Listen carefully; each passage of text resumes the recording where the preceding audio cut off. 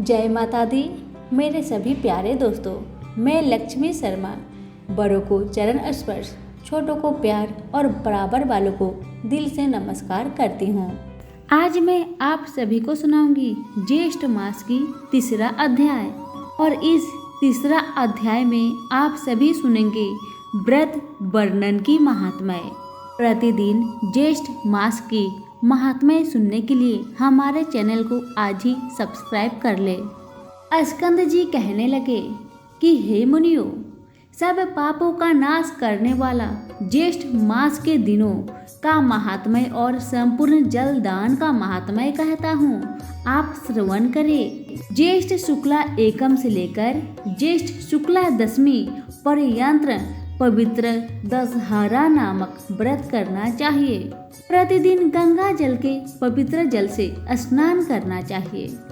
समस्त तीर्थों के अभाव में जो भी जल मिले वह भी गंगा जल के समान ही कहा गया है। इन 10 दिनों में जो स्नान करता है वह 100 जन्मों के इकट्ठे किए हुए 10 प्रकार के पापों से मुक्त हो जाता है। इन दिनों में अनेक प्रकार के दानों को देना चाहिए। इन 10 विध पापों में 5 महापाप और 5 लघु पाप है। इन दिनों में दिए गए सब दान अक्षय हो जाते हैं।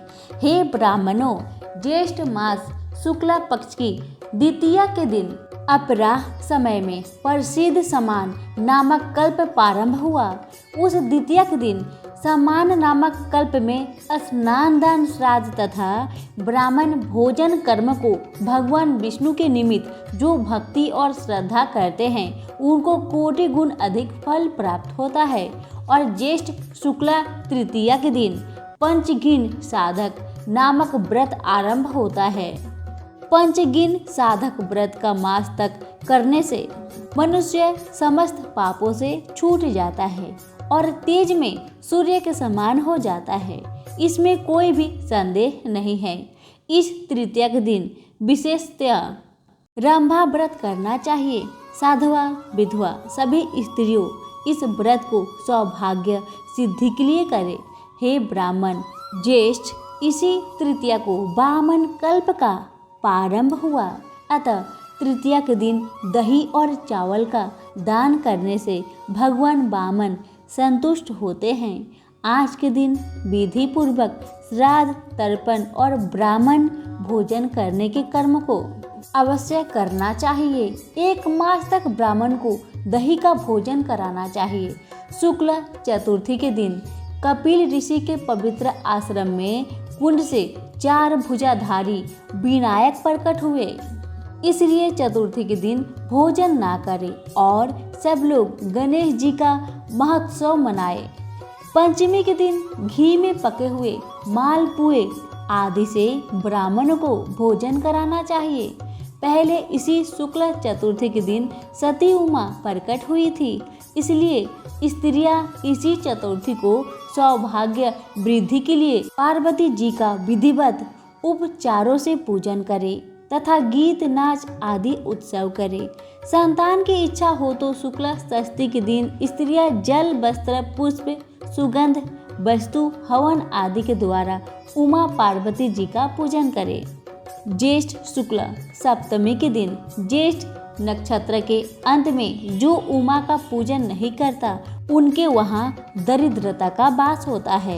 इसमें कोई संचय नहीं है, इसलिए दरिद्रता से भयभीत मनुष्य को सप्तमी के दिन उमा का पूजन और दशमी के दिन वैभव विस्तार के अनुसार गंगा जी का पूजन करना चाहिए। जिस कारण लोक पावनी गंगा दशमी के दिन स्वर्ग से अवतरित हुई, अतः 10, 11, 12 इन 3 दिनों से एकादशी का व्रत साध्य कहा है। एकादशी का व्रत समस्त पापों को नाश करने वाला है। इसका व्रत निर्जल उपवास करने से सिद्ध होता है। त्रयोदशी से लेकर पूर्णमासी तक 3 दिन का जो उत्तम व्रत कहा गया है, यह व्रत सावित्री नाम से प्रसिद्ध स्त्रियों को सौभाग्य देने वाला है। उन दिनों में बट वृक्ष के मूल भाग में जल सिंचन करें और बट वृक्ष के समीप ब्रह्मा, यमराज, सत्यव्रत और सावित्री का पूजन करें। इस तरह निद्रा आहार को त्याग कर 3 दिन व्रत करे। इसी प्रकार कृष्णा पक्ष में भी 3 दिन का व्रत करके परिवा के दिन पारणा करे। यह नित्य व्रत है। स्त्रियां इस व्रत को सदैव करे। यह व्रत 1 वर्ष करने से सिद्ध होता है। ज्येष्ठ मास की पूर्णमासी ज्येष्ठा नक्षत्र से युक्त हो तो यह कोटि शत पर्व से भी श्रेष्ठ है। उस श्रेष्ठ पूर्णमासी के दिन मनुष्य अनेकों दानों को दे। मैं उन दोनों का संक्षेप में कहता हूँ। हे तपोधन, ज्येष्ठ पूर्णमासी के दिन कूर्म कल्प आरंभ हुआ, इसलिए उस दिन स्नान, दान, तर्पण और ब्राह्मण भोजन जो पितरों के उद्देश्य से करते हैं वो परम पद को प्राप्त होते हैं। हे भूसुर, सतयुग के आरंभ में जिस ज्येष्ठ पूर्णमासी के दिन मनवंतर कल्प आरंभ हुआ, इसलिए उस दिन श्राद्ध दान करना पितरों को तृप्तिदायक कहा गया है। इस प्रकार देवताओं से पूजित इस ज्येष्ठ मास में बहुत से व्रत कहे हैं। यहीं पर ज्येष्ठ मास व्रत वर्णन 3रा अध्याय समाप्त होता है। सभी बोले विष्णु भगवान की जय हो। धन्यवाद।